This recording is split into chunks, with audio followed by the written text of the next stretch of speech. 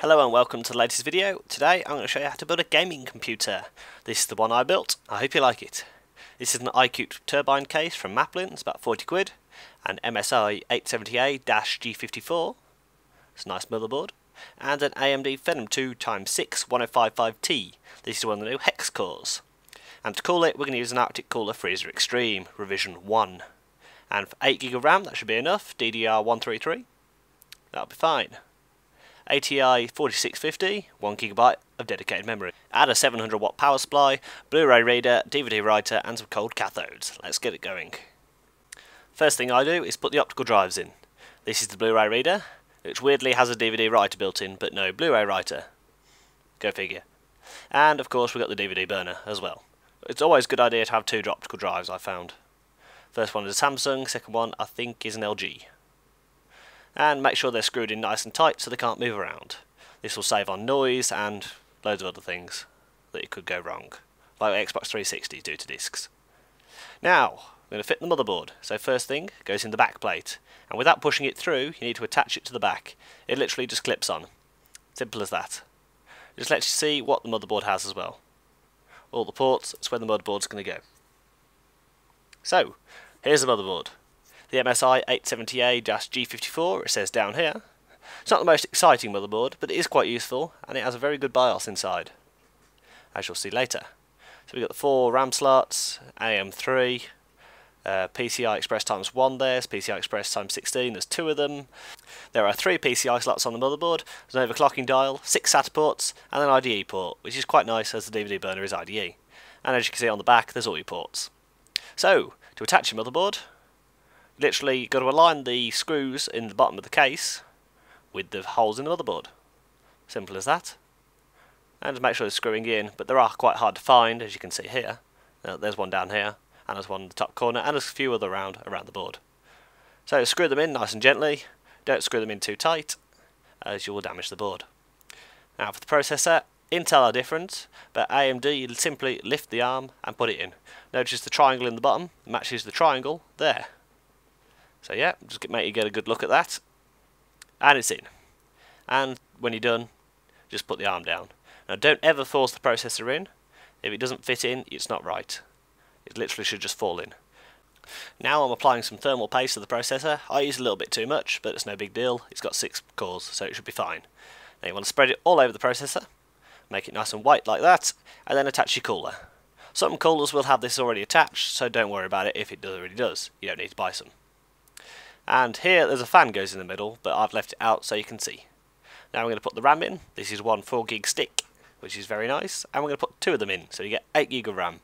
They literally just slot in. You might have to put a bit of force on them, I found over the years, but yeah, that'll work. Next, the graphics card. This one fits in the PCI Express ×16 slot. Simply pushes it, no big deal. And the PCI slot where the TV card goes is the same, but the PCI Express slot is bigger, and well, you know the difference. Your motherboard will tell you. And it has a bad case design on it. There's a little rivet there that stops you pushing the TV card in, but you get there in the end. And make sure these are screwed down very tight, as it will again reduce noise. Now we're going to turn our attention to these. These are jumpers, which are attached to the case down here. Now you're going to have to refer to your motherboard manual here, as every motherboard is different, and there is very little standardisation. But they all go down there, so don't worry about that. That's just how to control your buttons and the lights. Now I'm going to put the power supply in, screw that down as tightly as possible, same as always. And here, nice trick, if the cable's too long, tie a knot in it first. Keep them tidy, and yeah. So, hard drives. Let's have 1 terabyte, 2 terabytes, and 3 terabytes. I think that'll be enough. Do you? I think it'll be enough.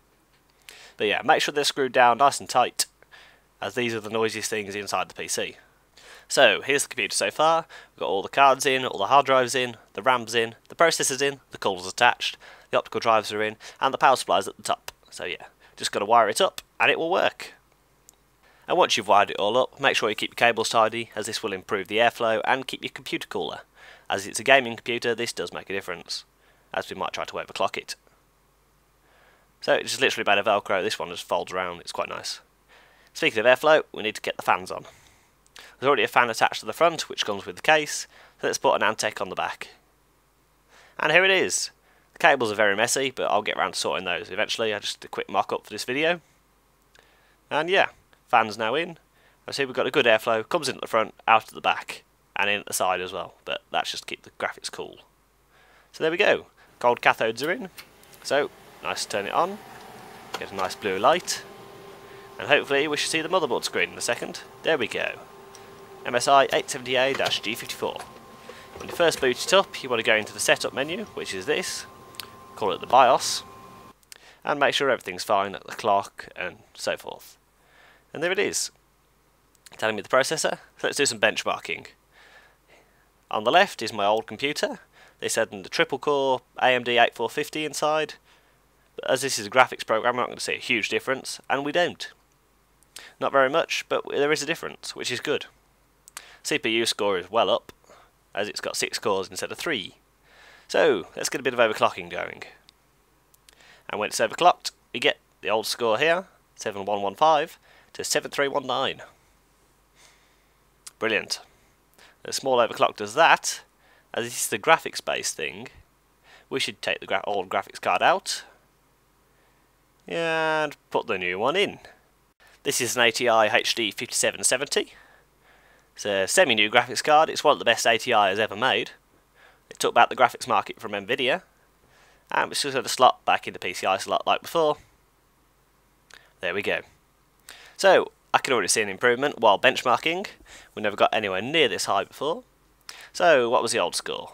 It was 7115. The new score is 16780. Massive improvement. Absolutely phenomenal. Still overclocked from before on the processor. As you can see, I pushed it even further. And just to prove for stability, 100% load due to folding at home, and it's stable at 37 degrees. I'm seeing no problem here. Running at almost 4 GHz. Now, as this is a power hungry thing, I invested in a more power friendly power supply. This has the 80% plus, meaning it's much more energy efficient. But I also invested in a second graphics card for ATI Crossfire. Now, for you that don't know what Crossfire is, it's when you take 2 graphics cards and link them together with one of these. The Crossfire bridge, just like Nvidia's SLI, but for ATI cards instead. And literally slots on, it doesn't matter which way around you put it, I've tested, and just literally slots in.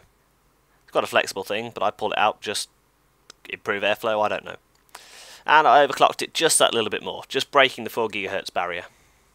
And we got this. This is exactly the same time as we were recording before, but I recorded more of it. And you can already see the frame rate is miles above. We even peaked over 200. How good is that? So we got the old one at 16.7, new one is 19.5. And in a better motherboard it would be much faster. What I'm saying with gaming computers is that you've got to keep upgrading. The original build was done back in August, and all replacements have been done since then, up until now. So yeah, join my folding at home team. I've got very far with it, but with your help I can get miles further. We could even rule the board maybe. So yeah, if you've got folding at home, join my team. If you don't have folding at home, check the description and get folding at home. And my Facebook now has a proper address, facebook.com/tingwinger5. Make sure you like me there. And don't forget you can follow me on Twitter as well. I update this more than the Facebook, and when I do update the Facebook, it does come onto the Twitter as well, so you get more data on Twitter. Yay!